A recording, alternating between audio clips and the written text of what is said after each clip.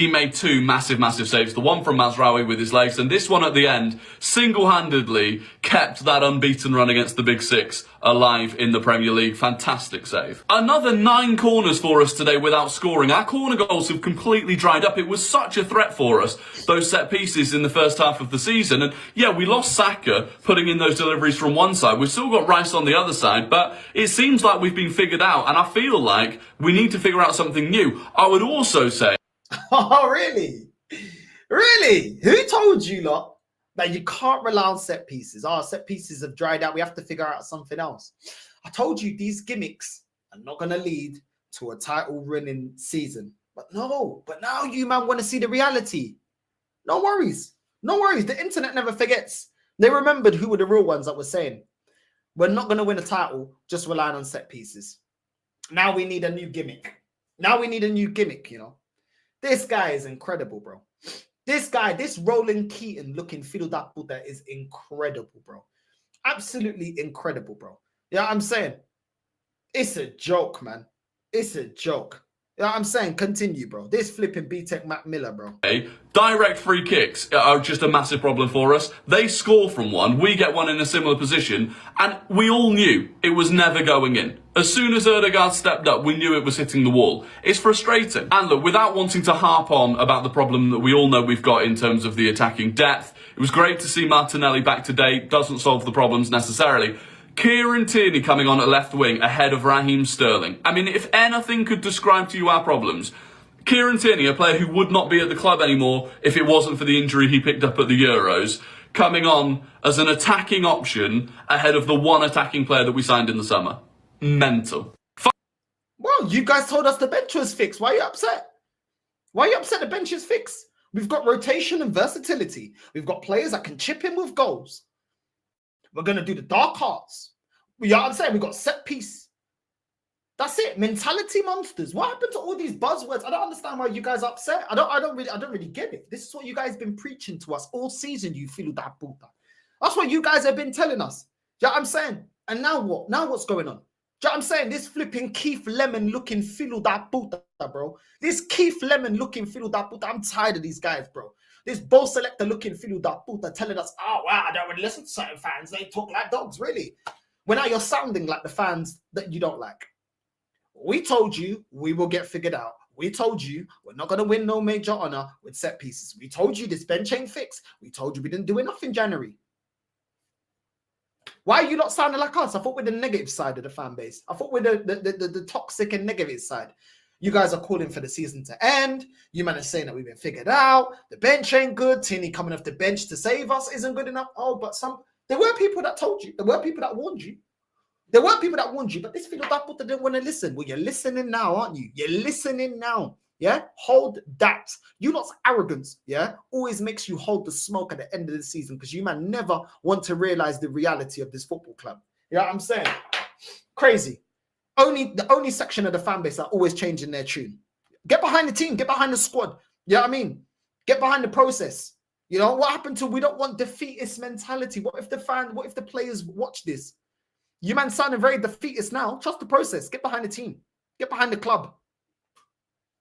Where would Liverpool be this season without penalties? Well, they would be 11 points less than what they currently have. You know, I didn't want to stoop down to his level, but you know what? Let's play this game. Where would Arsenal be without set pieces this season? Arsenal has gained 17 points from set pieces. If they never had set pieces to begin with, they will be sat 13th next to Tottenham. Congratulations, Arsenal, for another set piece win. Lucky FC and everything.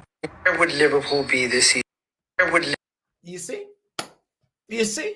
Let's talk about where Liverpool would be without set pieces, without penalties. But when it's Arsenal, dark arts. Dark arts. Why are teams hating on Arsenal set pieces? This is what you lot told me at the start of the season or during the season.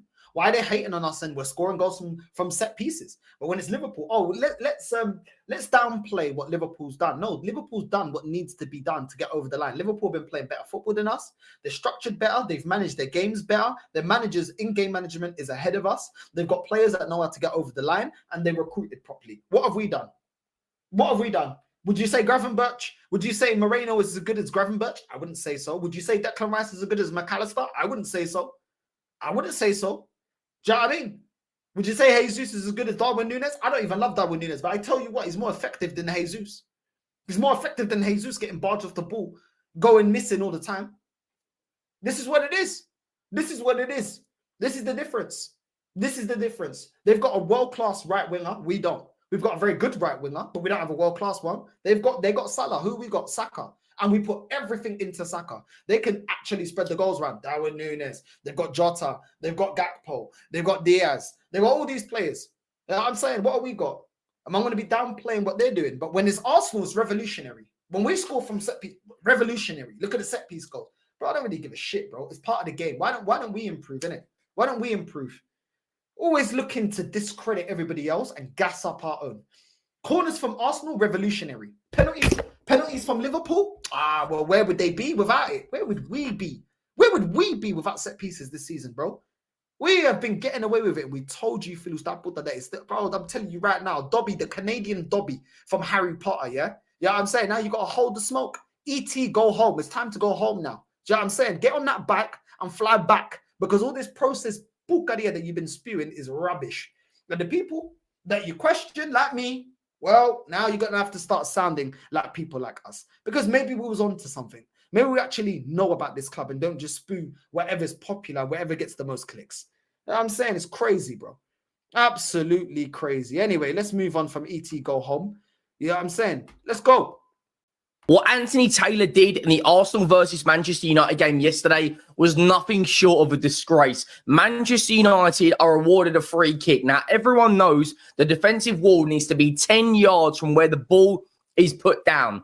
The wall was 11.2 yards, so 1.2 yards further back, giving Bruno Fernandes a huge opportunity at having a shot at goal. If the wall is closer, there is a reduced chance that the ball goes into the back of the net. Bruno Fernandes steps up, takes the free kick, scores the free kick. Don't get me wrong, take nothing away from Bruno Fernandes. It is a good free kick, and David Raya's positioning was poor. But how many times this season have we seen something out of the blue go against Arsenal? Saliba wins a header, he's sent off. Saliba sent off against Bournemouth. Trossard sent off against Manchester City. Declan Rice kicks the ball away in the Brighton game, but João Pedro is not penalised in the same game. I'm not an Arsenal fan, I'm a Tottenham fan, but what I want to see is fairness across the board. What Anthony You don't want to see fairness across the board. What you want to do is capitalize on the delusional fan base that is Arsenal fans. That's what it is. This is a Tottenham fan, by the way, for anyone that doesn't know. Look how hard he's bro, this guy is giving it his all.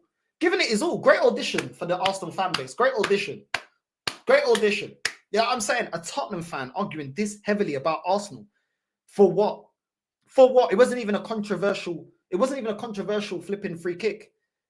It was a free kick that's given like for any other team. The difference is I don't hear Bournemouth fans or Newcastle fans or any other fans when they lose to a free kick or drop points to a free kick, start analyzing how far the wall was for the free kick. Only Arsenal fans do that. That's what it is. A Spurs fan, you know, a Spurs fan. You know what I'm saying? It's crazy, bro. It's crazy. And this just shows that being on the Arsenal bandwagon will get you traction, bro. Because even the Tottenham fans like, yo, I want some of that stimulus. You know what I'm saying? I need some of that delusional stimulus on my channel as well. What's he talking about, bro? Man, like Mr. Penguin from Gotham, bro. What are you actually talking about, bro? Do you know what I'm saying? Man looks like Harry Kane's twin, bro. Do you know what I'm saying? With that Christmas tree nose. What are you actually talking about, bro? You're supposed to be a Tottenham fan. And you're doing the most. Look at that Jesse from Breaking Bad sniffing crystals. What are you chatting about? What are you chatting about, bro? Man looks like Horrid Henry's teacher, bro. With that flipping triangle nose, bro. That pyramid nose. Do you know what I'm saying? I don't know what this guy's waffling about, bro.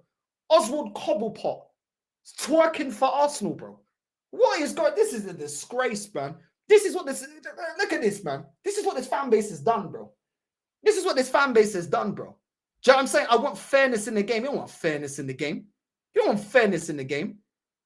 Man, like Mr. Penguin. I'm not an Arsenal fan. I'm a Tottenham fan. But what I want to see is fairness across the board.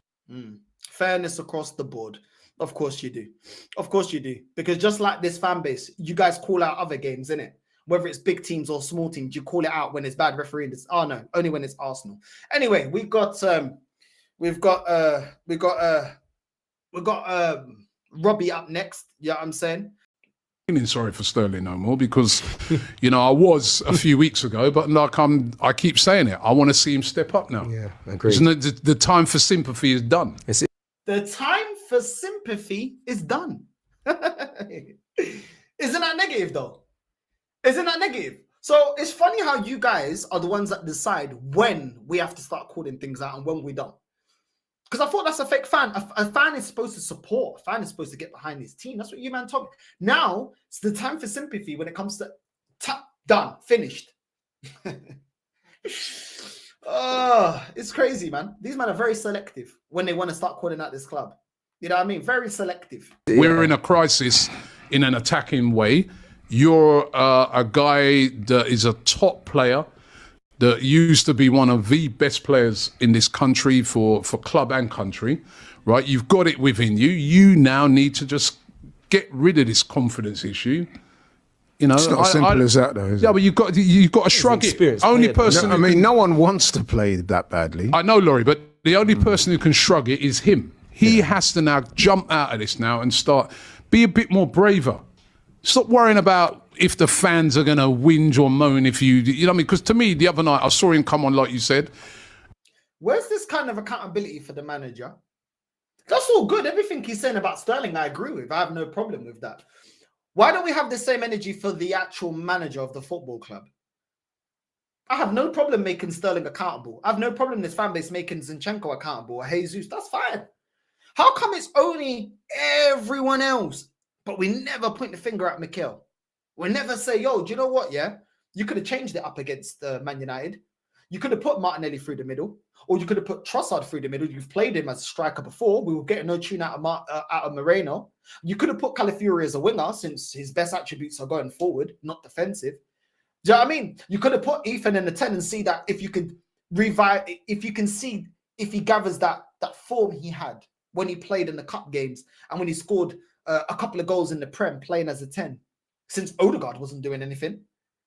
Why don't we change it up? Why don't we put 3 at the back? Put that Rice at the back alongside Gabriel and Saliba. Why don't we change it up? Play with wing backs. You want to play Calafiori? Play him as a wing back. Or play Tierney as a wing back. Why don't we change up? Why don't we change up for me? No, we're only going to call out Sterling because it's popular to call out Sterling now.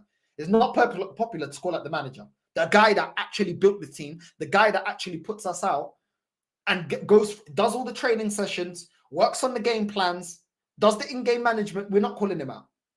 Okay. He tried to go past his man a couple of times, didn't